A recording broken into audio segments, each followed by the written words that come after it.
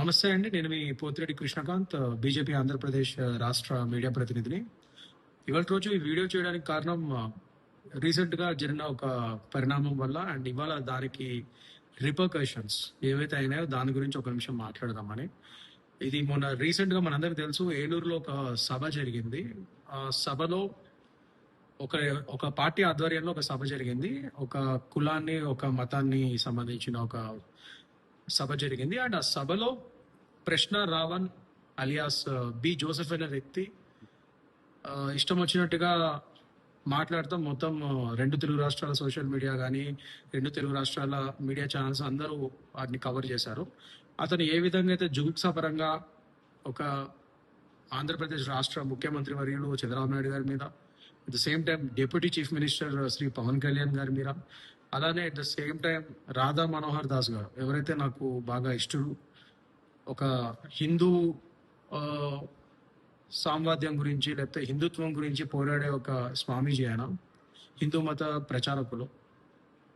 So అలాంటి రాధా మనోహర్ దాస్ గారి మీద ఇలా చాలా డీగ్రేడింగ్ వర్డ్స్ యూజ్ చేస్తూ చాలా జుగుప్సాపరమైన పదజాలం వాడుతూ వాళ్ళని దూషించడం జరిగింది.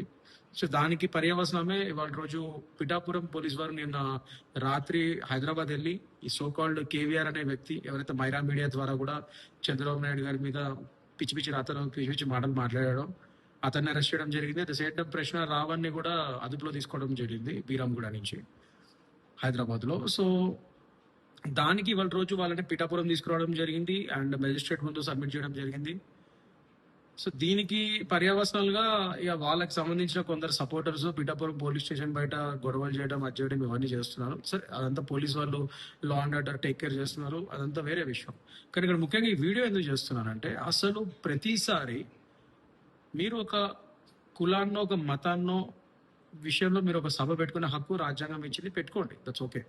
కానీ దానికి హిందూ మతాన్ని దూషించడము, హిందూ మతానికి సంబంధించిన వాళ్ళని దూషించడము, హిందూ మత ప్రచారకులను దూషించడము, హిందూ మతాన్ని దూషించడము, ఎవరైతే ప్రో హిందుత్వ అంటే కొద్ది హిందుత్వానికి సపోర్టింగ్ గా మాట్లాడతారో అలాంటి నాయకులను దూషించడము, అండ్ ముఖ్యంగా ఒక రాష్ట్రం ఏదైతే ఏలూరు అనేది మా ఆంధ్రప్రదేశ్ రాష్ట్రంలో, మా ఆంధ్రప్రదేశ్లోనే సభ పెట్టుకుని మా ఆంధ్రప్రదేశ్ ముఖ్యమంత్రి అండ్ ఉప ముఖ్యమంత్రి వర్యులు and at the same time Radha Manohar Swamy గారు, ఎవరైతే రాధా మనోహర్ దాస్ గారు, ఎవరైతే మా రెండు రాష్ట్రాల్లో సుపరిచితులు, ఇలాంటి ఒక వ్యక్తుల మీద ఎందుకు మీరు దూషణలు చేయాలి సభాపరంగా అంత పెద్ద సభలో?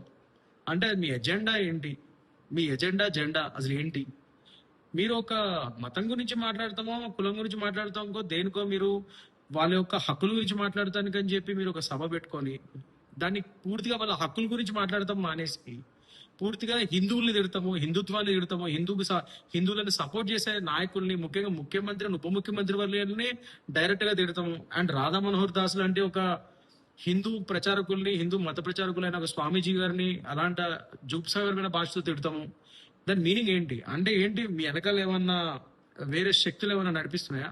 సో కాల్డ్ అపోజిషన్ పార్టీల సపోర్ట్ తో మీరు ఇట్లాంటి పిచ్చి పిచ్చి పనులు ఏమైనా చేస్తున్నారా? ఇలాంటి యాంటీ హిందూ వైషమ్యాలు పెంచడము, ఇలాంటి యాంటీ హిందూ పనులు చేయడము, ఇలాంటి సభలు పెట్టడము, ఇవన్నీ దేనికి తార్కాణం? అంటే మీరు ఏం చూపిద్దాం అనుకుంటారు, ఏం ప్రూవ్ చేద్దాం అనుకుంటున్నారు? మీ వెనకాల అపోజిషన్ పార్టీ వాళ్ళ హెల్ప్లు ఏమైనా ఉన్నాయా, సపోర్ట్ ఏమైనా ఉందా? ఏంటి అసలు దీనిలో నిగ్గు తేగాల్సిన అవసరం ఉంది. ముఖ్యంగా మన ఆంధ్రప్రదేశ్ పోలీస్ వారు కూడా దీని మీద ఇంకా రానున్న రోజుల్లో ఖచ్చితంగా ఇన్వెస్టిగేషన్ చేస్తారు అండ్ ఇలాంటి దర్యాప్తు ముమ్మరం చేస్తారు.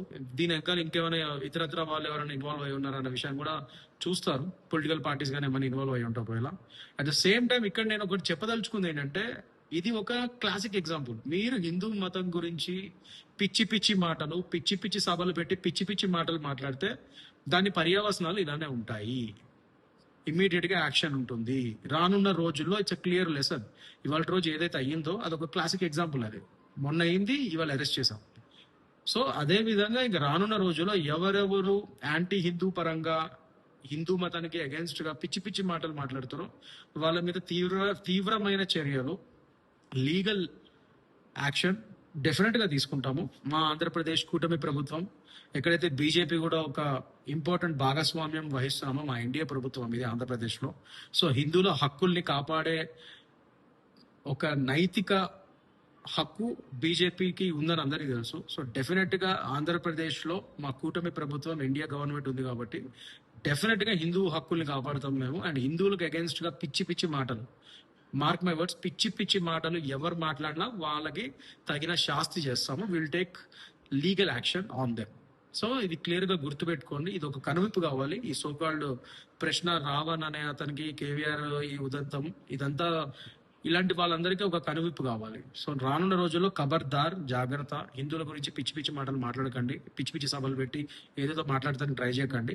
మీరు ఏదైనా సభ పెట్టుకుంటే దాని గురించి మాట్లాడుకోండి. హిందువుల గురించి, హిందూ నాయకుల గురించి, లేకపోతే సాక్షాత్తు ముఖ్యమంత్రి అండ్ ఉప ముఖ్యమంత్రి వాళ్ళ మీద ఇలాంటి పిచ్చి పిచ్చి మాటలు మాట్లాడారు అనుకోండి, దాని పర్యావసనం ఇట్లానే ఉంటుంది. సో ఖబర్దార్, జాగ్రత్త.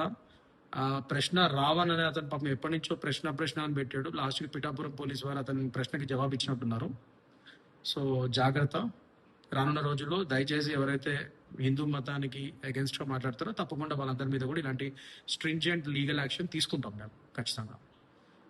Thank you. వందే మాతరం. భారత్ మాతాకి జై. జై హింద్.